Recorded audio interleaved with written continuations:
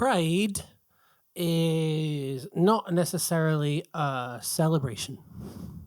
It is not corporate, not rainbows lazily pasted on logos, 30-day filters on photos, or wheeling out your queer staff, who already had to come out once, by the way, Sharon, like the token homo gobos and your big gay bat signal lighting up the night sky, screaming, look how accepted they are! Give us your money! Pride is a time for activism. It's a time for allyship. It's a time for fucking listening. To assess the steps hard fought for in remembrance of the deaths. Our queer lives thrown away so very repeatedly, wastefully. Time to balk at uncomfortable stories, the same way I choke down the pills I take, consequence of yet another rape. Meds that weren't even conceivable when HIV was still the gay plague. Don't be a statistic, they used to say.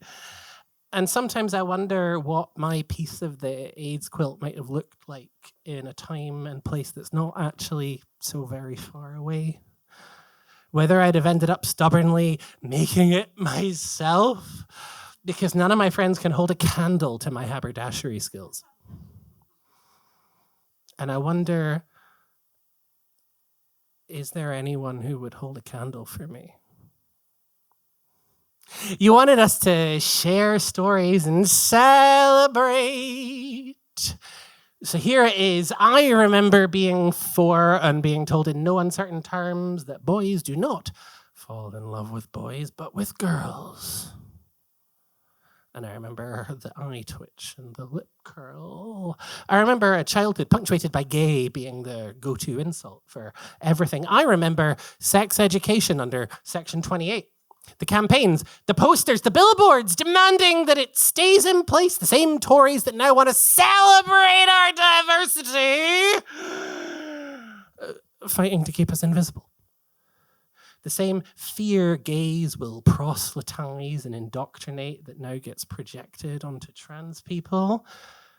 I remember the arguments against an equal age of consent because queerness is obviously just a mistake that you're going to live to regret. I remember being 18 and sexually harassed at work. I remember being 18 and sexually harassed at work by a line manager. I remember being 18 and sexually harassed at work by a line manager whilst gay, which is obviously the kind of thing that needs to be put in documentation. I remember being 18 and sexually harassed at work by a line manager whilst gay and shunted to a different department because those pictures were apparently just banter that I couldn't take.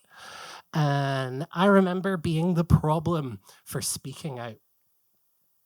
I remember being 19. The first time I had to explain to someone why it's not worth kicking off at the street harassment. We shouldn't be accustomed to this, but here it is. The gay wish list isn't cue skips or drag for kids or being noticed or limp-wristed twinks fisting backs to the wall dipshits or whatever the fuck they think it is. It's not having to dodge bottles of piss when you go on your wild adventures like leave the house.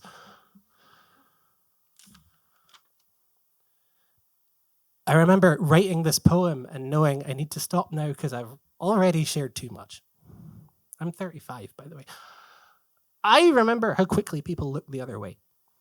And I remember some middle-class white lady telling me I'll never know what being oppressed is. And if my stories don't make you want to celebrate, then maybe it's time to put some work in. So you'll forgive me if I don't want to celebrate pride at work.